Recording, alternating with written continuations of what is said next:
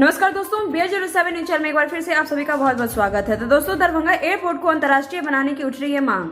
जी हां दोस्तों, पिछले साल 8 नवंबर से कार्यरत हुआ दरभंगा एयरपोर्ट लगातार नए कीर्तिमान स्थापित कर रहा है।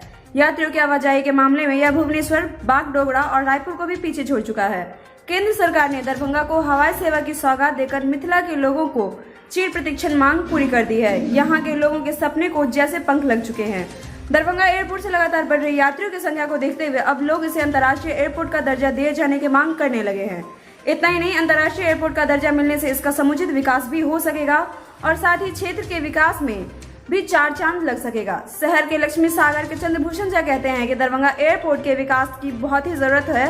वर्तमान में यहाँ सड़क की भी सुविधा नहीं है, इससे यात्रियों को धूप में और बारिश में काफी परेशानियों का सामना करना होता है। अंतर्राष्ट्रीय एयरपोर्ट का दर्जा मिलने के बाद इसका समुचित विकास हो सकेगा। वहीं दिघी के अशोक ठाकुर ने कहा है कि दरभंगा एयरपोर्ट पर अविलंब यात्री सुविधाओं का विस्तार होना भी चाहिए, इससे यहाँ यात्रियों की संख्या और बढ़ सकेगी। समुचित विकास के लिए इसे अंतर्राष्ट्रीय दर्जा दिया जाना बेहद जरूरी हो चुका है।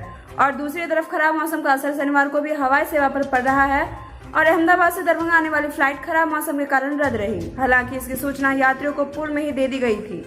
तो दोस्तों, इसी के साथ मिलेंगे आपसे और आपको हमारे वीडियो कैसा लगा कमेंट करके जरूर बताएं। साथ ही लाइक से सब्सक्राइब जरूर करें, प्रेस करें बेल आइकन ताकि हमारा अपडेट सबसे पहले पहुंचे आपके पास। तब तक के लिए घर पे रहें, स्वस्थ रहें, सुरक्षित रहें। शुक्रिया।